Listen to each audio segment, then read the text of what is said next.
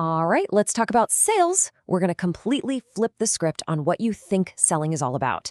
Forget everything you know about high-pressure tactics because today we're moving away from just making a transaction and toward building real, genuine trust. Okay, quick gut check. When I say the word salesperson, what's the very first word or image that pops into your head? Go on, be honest. Yeah. Did words like pushy, dishonest, or maybe just plain annoying come to mind? If so, you're definitely not alone.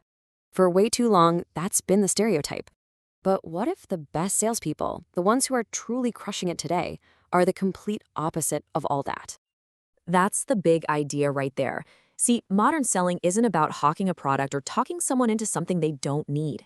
It's about helping. It's about educating, solving real problems, and creating goodwill. It's a huge shift from trying to persuade someone to truly trying to understand them. So, how do we get there? Well, like building a house, it all starts with a solid foundation. And in sales, that foundation is the customer-first mindset. Before you even think about your product, you have to genuinely get to know the person in front of you. What are their needs, their challenges? What are they really trying to achieve? So, how do you actually build that kind of deep understanding? It all comes down to rapport. And this isn't some kind of magic trick, it's a skill you can learn. It starts at the basics, just presenting yourself well and being friendly. But the real connection happens when you find common ground, show you genuinely care about their problems, and even subtly match their tone and posture. It sounds small, but these things make people feel like you're truly on the same page.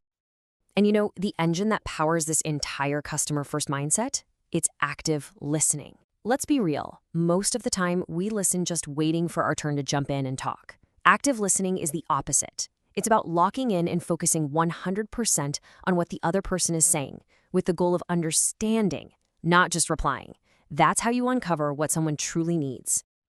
Okay, so once you've laid that foundation of really understanding your customer, you can start building on top of it. This is where we get into the toolkit, the specific skills you need to be effective. Now check this out, because this might actually blow your mind. Research shows that the actual words you use only account for about 7% of your communication impact. 7%.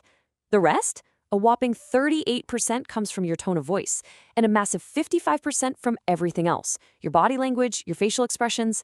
It's not what you say, it's truly how you say it. This is where you see the difference between a rookie and a pro.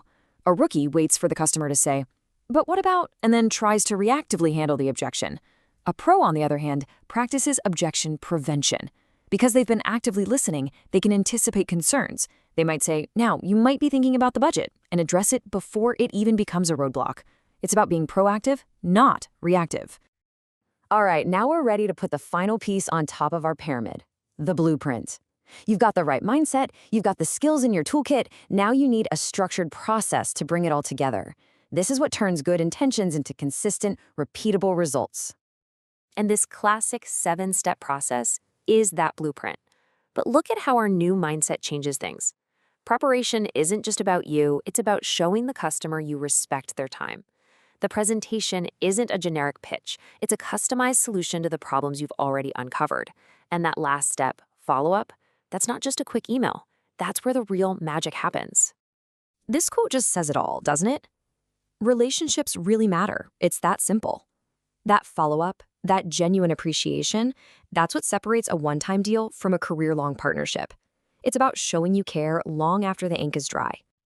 And that really brings us to the whole point of this entire approach. The real finish line isn't the close. It's not getting the signature on the dotted line. The real win is building a lasting relationship.